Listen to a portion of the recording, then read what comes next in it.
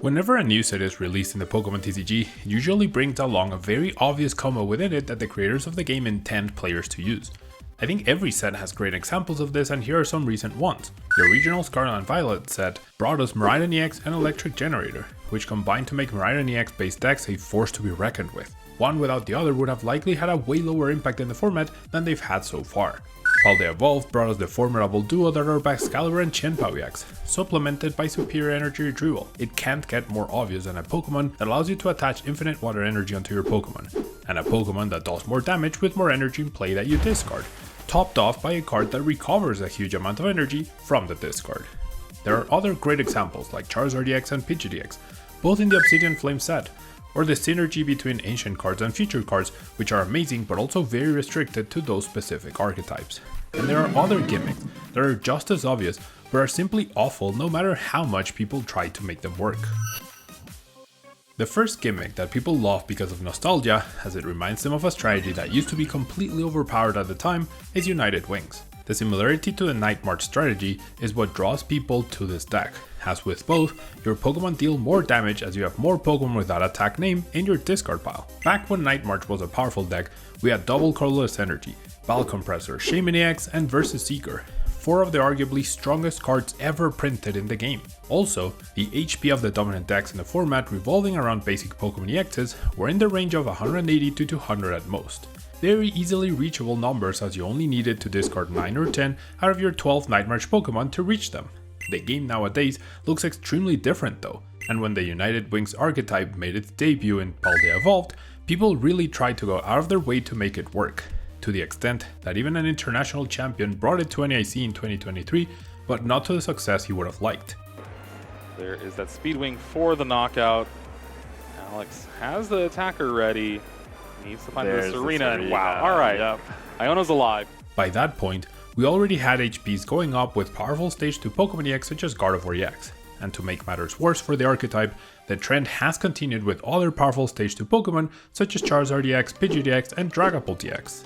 The brand new set Shrouded Fable has brought a brand new United Wings Pokemon in Dartrix, and people's first impressions were that now that you had a grass type attacker that could one-KO Charizard EX fairly easily through weakness, along with 4 more United Wings cards to bring your total from 12 to 16 to cover other higher HP Pokemon, the deck was going to be a more serious threat.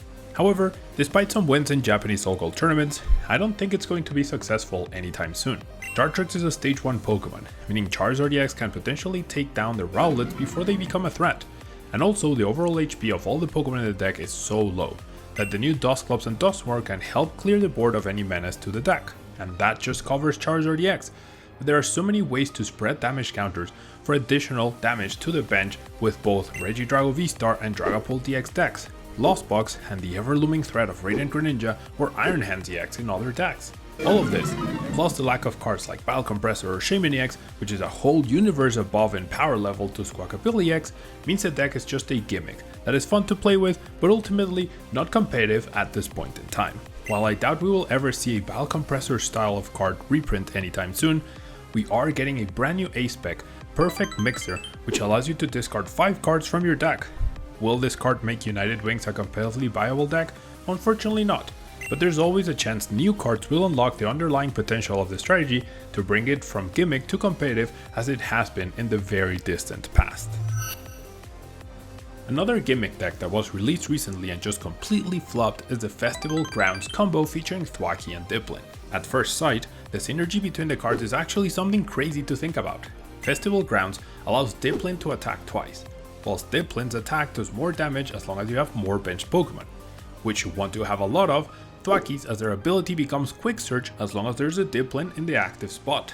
Basically, you get a lot of damage for a single energy.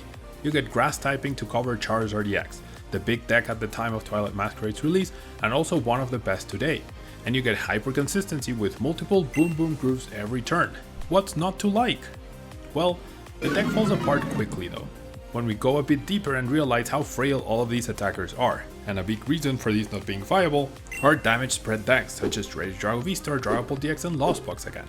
All of these decks can either take down your engine by targeting multiple Pokemon at once, or simply take down all your viable attackers in one go, forcing you to miss a turn resetting them up. Despite support like Bug Catching Set, Body Puffin, Legacy Energy, or even the new Neutralization Zone Stadium, the damage output is just not quite enough to keep up with the huge HPs of the dominant Pokemon EX and V-Star in the format right now, along with the various spreading strategies. Many people thought this would be the savior to deal with Charizard EX decks, as you could easily 1KO the Charizard EX with a single prizer, giving you a favorable price trade-up every time. But turns out, potentially beating one deck but losing horribly to all the others is not a recipe for success. If you have enjoyed the video so far and found the information useful, please consider becoming a tablemon channel member through the join button down below. For as low as $1.99 a month, you can help support the creation of these videos. The final gimmick deck that has fooled everyone into thinking it's viable is the Loyal Trio archetype featuring the brand new Pecharunt EX, Monkidori EX, Okidogi EX, and Fizandipiti EX from Shrouded Fable. All these new cards, alongside Janine's Secret Art and the Binding Mochi tool card, are the perfect example of how synergy is not enough to make for a viable strategy. First, let's break down the deck piece by piece. Pecharunt EX will be a bench sitter that uses its ability Subjugating Chains to promote the right attacker and poison it in the meantime. This auto poison ability will help whatever attacker you're using, Okidogi or Monkidori, deal 40 more damage thanks to the Binding Mochi. Okidogi EX should be the primary attacker, as with the poison from Pecharunt EX. And the boost from Binding Mochi, its chain crazed attack goes all the way up to 300 damage total, which sounds fantastic, right? Unfortunately though, 300 doesn't quite cut it to take down Charizard EX, which is crucial for any deck to succeed at the moment. Not to mention that the self-poison brings down Okidogi EX's HP immediately from 250 to 240, which is coincidentally a much easier number for many decks to achieve. The other attacker, Monkidori EX, is powerful not because of the huge damage output, but rather because its ability essentially makes it a single price Pokemon despite being an EX. Its very aptly named ability, Oh No You Don't, forces an opponent to only take one prize card if Monkidori EX is KO'd by damage, and there aren't many ways to deal with a 210 HP Pokemon if it isn't direct damage. Unfortunately though, something like Rage V-Star can hit it for 200 with Phantom Dive, and then boss it to the bench to place 1 damage counter with another Phantom Dive's effect and work around that. While both Okidogi EX and Monkidori EX have a lot of positives, the biggest negative for them is the attack cost. 3 energy total is a lot, and your first immediate thought would be about Dark Patch and Janine's Secret Art. Problem solved, right? Well, not really, because how are you drawing those cards in the first place? While Fizandipiti EX is a great support Pokemon, it's not an engine itself because it only works after your opponent has taken a KO.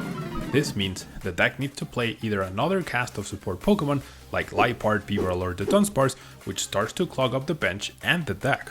One more detriment to the deck, despite the synergy, is how Janine's Secret Art is inferior to Professor Sada's Vitality in every way, as there's so many ways to discard energy to be able to use Professor Sada, such as Ultra Wall, Earthen Vessel, Pokestop, or Radiant Greninja, and you also get to draw 3 cards, helping you get closer to other missing resources you might need that turn. Not to mention that Dark Patch also takes advantage of all those discarded energy anyways, so there's more synergy between both cards. If all the attacks cost 2 energy instead of 3, like Pecharunt EX's attack, but that one is only good in the very late game, then this deck would be a lot more viable. But as it stands, it's just not good enough to be considered competitive in the current environment. A deck based around Roaring Moon EX, Roaring Moon, and Professor Sada's Vitality will likely always be more viable when you compare the decks 1-to-1, with Roaring Moon EX being able to 1KO things that Okidogi EX can't, Roaring Moon being an actual 1-price Pokemon that can do a lot of damage and for 1 less energy than Monkidori EX, Professor Sada's Vitality being a more powerful supporter than Janine's Secret Art, and even Ancient Boost Energy Capsule being an arguably stronger tool card than Binding Mochi, as it actually increases the health and longevity of your Pokemon. Not to mention the deck can be built with Water Energy and Energy Switch in mind in order to open up Radiant Greninja as a threat throughout the game. There are many other gimmick decks that exist, and this trend will continue throughout the game's history. These super obvious combos have existed for a long time. For example, the Mega Rayquaza plus Skyfield plus Shaymin EX combination in Roaring Skies, or the upcoming Area Zero plus Terrapagus EX combination in the Stellar Crown set. Nonetheless, whilst these 3 archetypes covered in the video are not great today, you never know when newer cards might actually turn things around and actually bump them up to top tier status. One perfect example of this occurring is the combination of the ancient cards Raging Bolt EX and Sandy Shocks EX. Sandy Shocks EX's magnetic absorption ability not only fueled Raging Bolt EX's Bellowing Thunder attack, but also shared the fighting typing and seemed like a powerful deck, but it didn't work out that way for them. It wasn't until Twilight Masquerade and Teal Mask over Pony X that Raging Bolt DX finally stood tall as a top tier deck, which wouldn't have been anyone's first impression seeing as the cards don't share any energy typing whatsoever. So what about you? Are you hopeful United Wings will finally be able to fly to the top of the format on Dartrix's wings? Or is your mind dazed by Petron's newest poisonous mochis and cuddly birds? Perhaps you're still having a party at the festival grounds. Either way, if your goal is not to be competitive, all of these are fun to use strategies that will surely help you become more skilled at the game. I just can't recommend them if you're looking to have success at your local League Cups or at an upcoming regional, and I certainly don't think these decks will feature in any big way at the upcoming 2024 World Championships in Honolulu, but I could be wrong. I'd love to know what you think of these decks, and if any of them are more viable than I've given them credit for. Thanks for watching, and until next time.